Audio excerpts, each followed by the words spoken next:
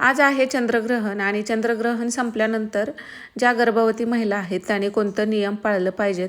आता बघा, आपण ग्रहण पाळतो आणि ते ग्रहण संपल्यानंतर सूतक काळ संपतो, तर त्या काळात आपण काय केलं पाहिजे ते आपण या व्हिडिओमध्ये पाहणार आहोत.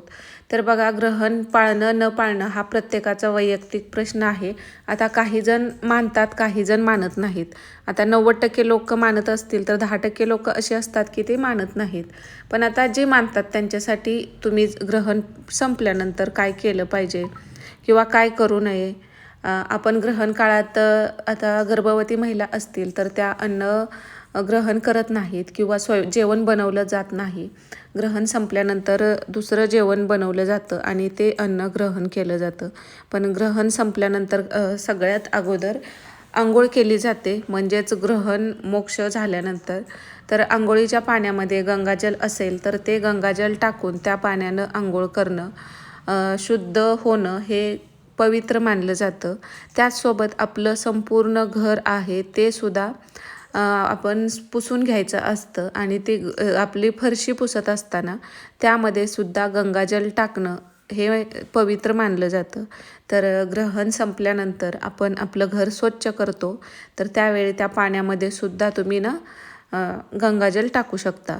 आणि आपलं देवघर आहे, आता ग्रहण संपलं म्हणजे सुतक संपतं असं मानलं जातं. तर आपलं जे देवघर आहे ते सुद्धा गंगाजल आहे त्यानं स्वच्छ करायचं आहे. म्हणजे आपल्या नॉर्मल पाण्यामध्ये गंगाजल टाकायचं आणि पूर्ण देवघर आपल्याला सुद्धा गंगाजलानं स्वच्छ करून घ्यायचं आहे.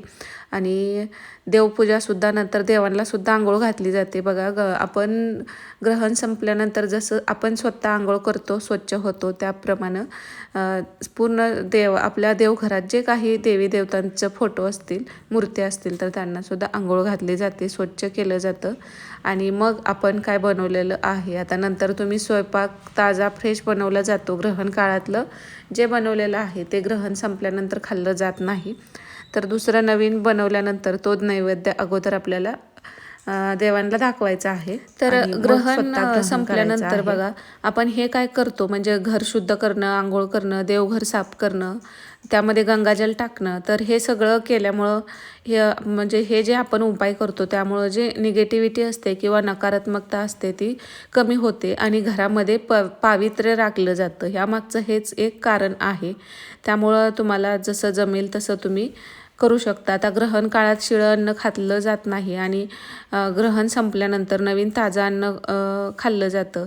तर आता ग्रहण आज गर्भवती ज्या महिला आहेत त्या शक्यतो पाळतात. आपल्याकडे लहान मुलं किंवा वयस्कर लोक असतील तर ते एवढं ग्रहण पाळत नाहीत. फक्त गर्भवती महिलाच जास्तीत जास्त करून हे ग्रहण पाळतात. तर ग्रहण काळात जेवण करणं, बऱ्याच जणी पाणी पिणं किंवा झोपणं हे सुद्धा टाळतात. आता गर्भवती महिला आहेत त्या या काळात बाहेर पडत नाहीत, म्हणजे घराच्या बाहेर पडत नाहीत, कारण ग्रहणाकडं थेट उघड्या डोळ्यानं पाहू नये असं सांगितलं जातं. आपल्याला म्हणजे इतर व्यक्ती हे ग्रहण बघू शकतात, पण ज्या प्रेग्नेंट महिला आहेत त्या ह्या म्हणजे हे जे ग्रहण आहे ते स्वतः असं डायरेक्ट डोळ्यांनी पाहू शकत नाहीत किंवा बघितलं जात नाही. आता ज्यांना नियम पाळणं होत नाही, जास्त पाळणं नाही झालं तर बाहेर जाऊन ग्रहण तरी बघू नये, हा नियम तरी पाळू शकतात. तसेच आपल्याकडे बघा, ज्या गर्भवती महिला आहेत त्या ग्रहणाच्या वेळेत सुई, कात्री, चाकू अशा धारदार वस्तूंचा किंवा टोकदार वस्तूंचा वापर करणं कटाक्षाने पाळतात. जसं की काही शिवायचं असेल तर सुई धाग्याचा वापर करून त्या शिवत नाहीत किंवा काही कट करायचं असेल तर कात्रीचा वापर करून त्या काही कट करू शकत नाहीत किंवा काही चिरायचं असेल भाजी वगैरे तर ते चाकूचा वापर करून ते चिरू पण नये असं आपल्याकडे म्हणजे पूर्वीपासून आपले आजी आजोबा वयस्कर लोक आहेत ते सांगतात. तेच नियम आपण पुढं पाळत असतो. किंवा बाहेर जाऊन ते ग्रहण बघू नये किंवा ग्रहणाच्या दिवशी बाहेर पडू नये. तर याऐवजी काय सांगितलं जातं की घरात बसून आपल्याला शांतपणे देवाचं नामस्मरण करावं, जप करावं किंवा देवाची पुस्तकं जी आपल्या घरामध्ये आहेत तर ती पुस्तकं वाचायची आहेत. आणि देवाचं जप तुम्ही करता त्यावेळी तुमच्या मनाला पण शांती भेटते, एक पॉझिटिव्ह एनर्जी राहते. कारण ग्रहणाच्या काळात ही निगेटिव्ह एनर्जी जास्त असते किंवा वातावरणात निगेटिव्ह लहरी किंवा निगेटिव्ह विचार असं जास्त राहतात.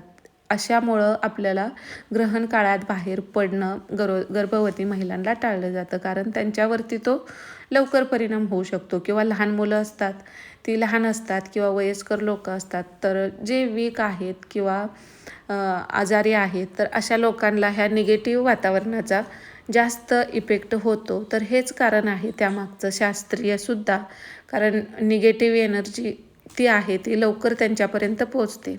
जर आजारी असतील, लहान मुलं असतील, वयस्कर असतील, तर अशा लोकांपर्यंत. त्यामुळं ग्रहण किती पाळायचं, काय पाळायचं हा प्रत्येकाचा जरी वैयक्तिक प्रश्न असला तरी आपल्याला एक दिवस असा असतो, तो फक्त एक दिवस आपण पाळलं तर आपलं पण काही बिघडत नाही, त्याच्यानं चांगलंच होणार आहे. तुम्ही देवाचं नामस्मरण केलं, घरात राहिला, तर ग्रहण काळात हे चांगलंच आहे. ह्याच्यातून तुमचं म्हणजे काही नुकसान तर होणार नाही. त्यामुळं आता बऱ्याच जणांना प्रश्न पडतो की ग्रहण पाळणं म्हणजे ही एक अंधश्रद्धा आहे. जरी श्रद्धा अंधश्रद्धा हा विषय वेगळा राहिला, आता ग्रहण, आता बऱ्याच जणांचं असं पण मत आहे की ग्रहण नाही पाळलं तरी काय होत नाही. असे 2 मताची लोकं असतात. तर प्रत्येकाचं विचार वेगळं असतात, प्रत्येकाच्या घरानुसार पद्धती वेगळ्या राहतात. प्रत्येकाचं काही म्हणजे गोष्टी मानणं न मानणं, किती विश्वास ठेवणं हा ज्याचा त्याचा वैयक्तिक प्रश्न असतो. पण ज्यांना पाळायचं आहे तर ते हे नियम पाळू शकतात. आणि ग्रहण संपलं, आता ग्रहण काळात सकाळीच अगोदर आपण तुळशीची पानं तोडून ठेवली असतील तर ती पानं आपण दुधामध्ये, आपल्या घरात जी गहू, ज्वारी, बाजरी अशी पिठं असतात त्या पिठामध्ये, डाळी असतात त्या डाळीमध्ये एक एक तुळशीचं पान टाकायचं आहे. आता ह्याला काय खर्च नाही, आपल्या दारात तुळशीची पानं भरपूर असतात. तुळशीचं पान पवित्र मानलं जातं आणि निगेटिव्ह एनर्जी लवकर त्याजवळ येत नाही, हेच कारण मागं असतं. त्यामुळं जे काही आपल्या घरामध्ये आता दूध वगैरे असेल तर ते आपण टाकून देऊ शकत नाही. आता आणि दूध हे अमृत मानलं जातं, तर त्यावरती निगेटिव्ह एनर्जीचा कोणताही परिणाम होत नाही.